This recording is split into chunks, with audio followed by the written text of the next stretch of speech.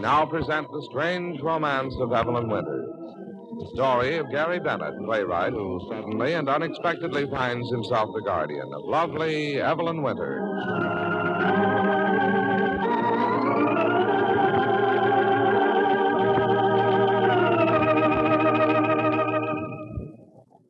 You ladies who enjoy billows of rich, creamy lather for your beauty bath,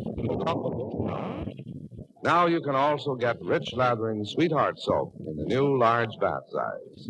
Fastidious women adore Sweetheart's luxurious extra lather, up to twice as much as average soaps give. And they marvel at the gentle action of Sweetheart's pure, mild lather on the skin. For pictures taken through the microscope prove Sweetheart's extra lather has a floating lift. Countless bubbles bathe the outer pore openings, lift off, float away dirt and dry skin flakes, leaving your skin delightfully comfortable and refreshed. So today, get the new large bath-size Sweetheart soap in the famous oval cake that stays drier, daintier.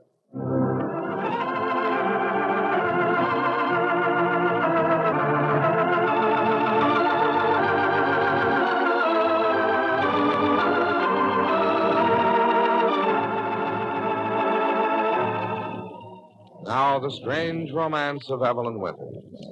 The story in which Evelyn is secretly in love with her guardian, Gary Bennett. Gary finds himself in love with Evelyn, but believes he's too old for her.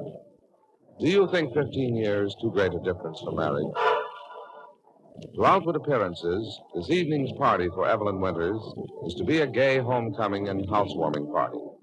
But in the office of Evelyn's playwriting guardian, Gary Bennett, his manager, Charlie Gleason, thoughtfully considers the many undercurrents that will be present tonight, and wonders how they can be guided to avoid high-tension moments.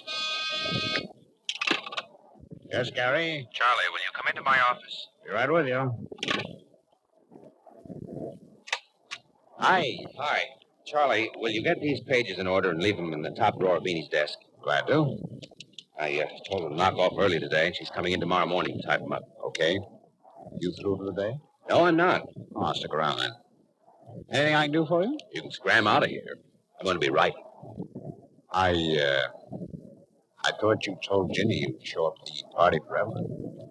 Forgotten about it? No, I haven't forgotten about it. I see you have the phone switch cut off in here. Yeah, I have.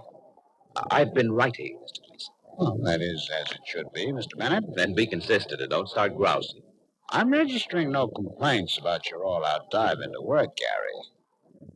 And if you want to work this evening, okay, it's your job. Keep on working. But if you intend to show up at the party, let's know about it, huh? One way or the other, let me know what you're going to do. Who's going to be there?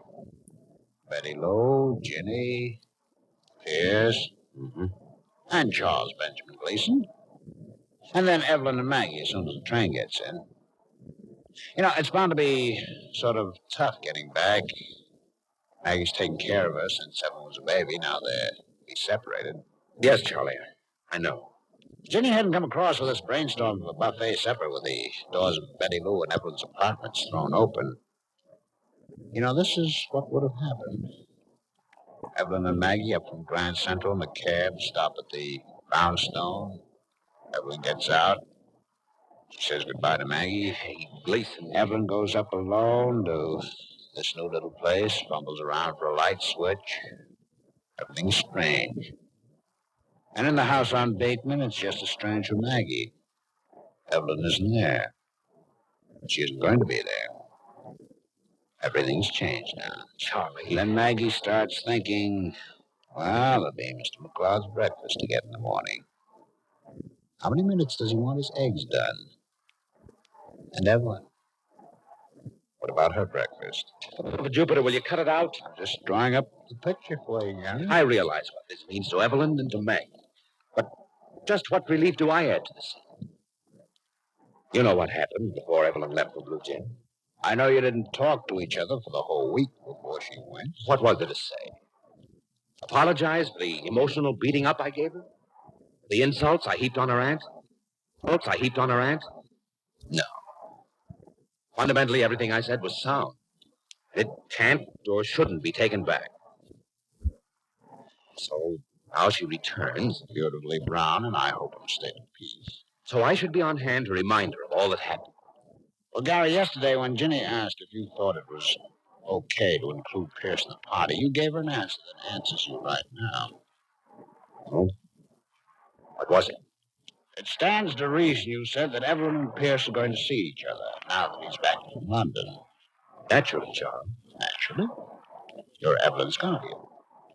You're both living in Manhattan. Unless you intend to avoid her entirely and that amounts to throwing over your responsibility as her guardian, you'll have to see each other. Now, Ginny's idea in fostering this party is to make things easier for everyone. To crack up some of the ice that has accumulated around. Anything to say, Gary? Nope. Okay. And you'd better be there.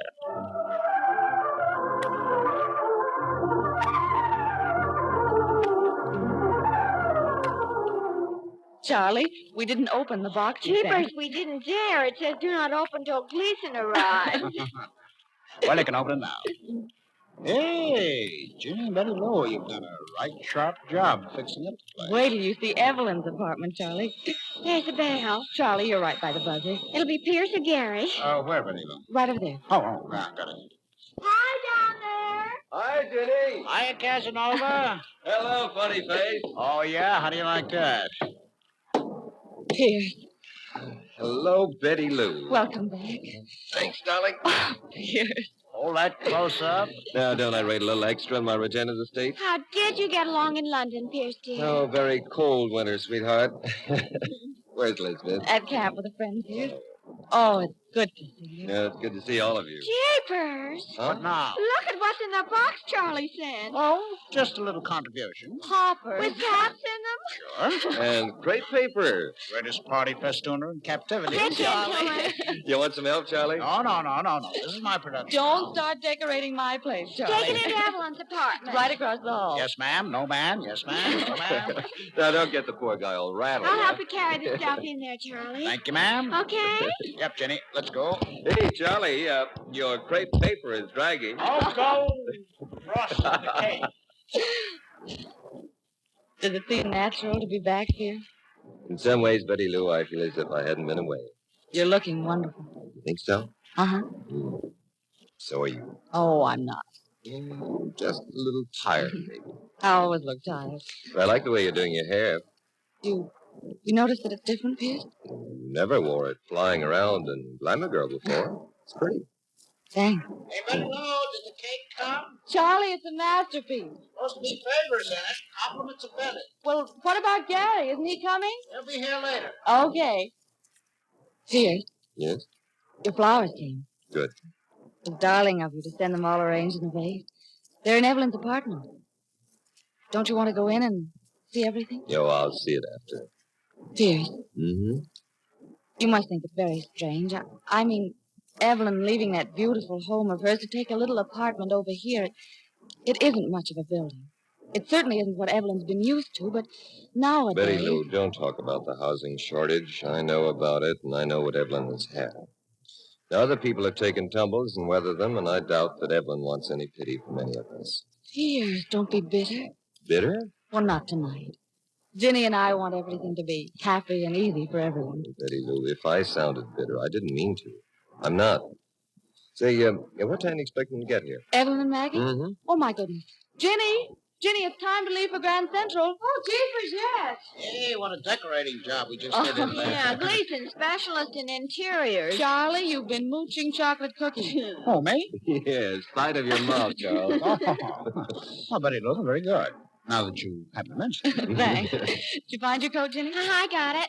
Well, who's going to the train? I am. Alone, Roberts? I offered, but was turned down. Pierce, we figured that if Ginny goes alone, when the cab stops here, Maggie will help Evelyn with her luggage and have to come on up. And then the multitude yells surprise. The gals say if I go along, I'd have to make a stab at being polite and carry the bags. And Maggie would say she'll go right on to Beekman. The girls say this is the way to do it. I see. Well, I'll go down and get you a new cab, Julie.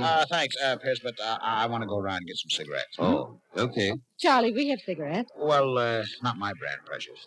Happy seeing y'all. We'll be waiting. Bye. Charlie, I got a whole carton of your brand. Yeah, I know, Jenny. I even showed them to you. I know. And what goes? I want to phone Gary. Isn't he on the way over by now? I doubt it. He doesn't want to come, Charlie, does You'd rather be shot than show up at this affair tonight. he? Jeepers. I almost wish I hadn't thought of it. No, Jenny. I think it's going to mean a lot to Evelyn. It's going to bridge over a tough transition for one little gal. We've got a lot of love. Hey, taxi! Okay, honey. Yeah.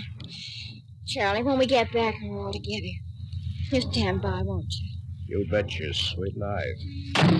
Driver, Grand Central.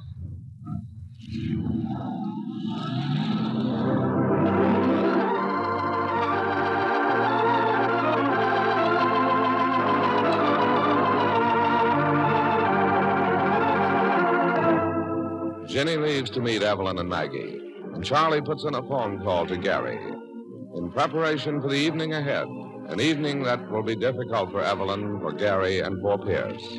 Be sure to listen Monday.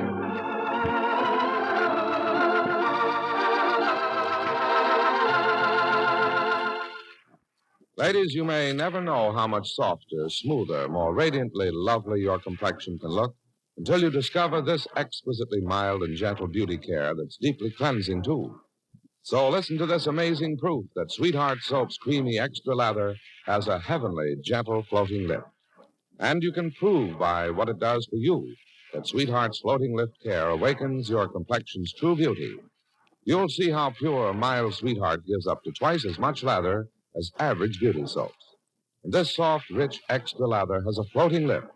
Pictures taken through the microscope prove it. Countless bubbles bathe the outer pore openings, lift off, float away the dirt and dry skin flakes that hide natural smoothness, natural radiance. So begin Sweetheart's floating lift beauty care. Massage your face 1 minute, night and morning, with Sweetheart's extra lather. Rinse with warm, then cold water. Your skin is cleansed, stimulated, more radiant. Today, get Sweetheart, the soap that agrees with your skin.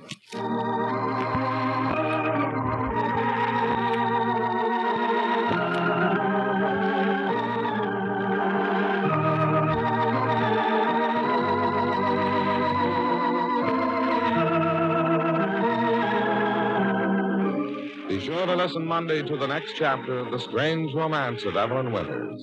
Till then, this is Larry Elliott saying goodbye for Sweetheart Soap, the soap that agrees with your skin.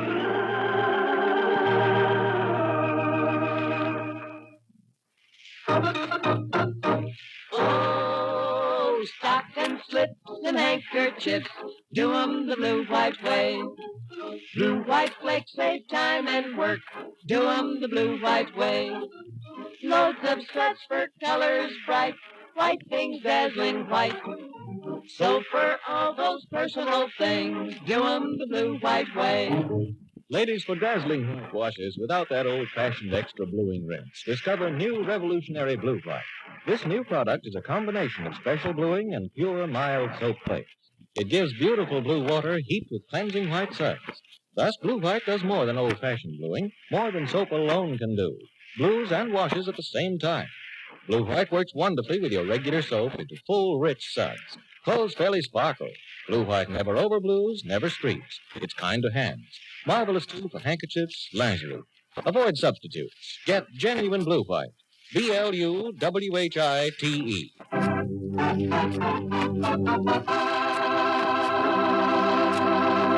The Strange Romance of Evelyn Winters will be on the air at the same time Monday. This is CBS, the Columbia Broadcasting System.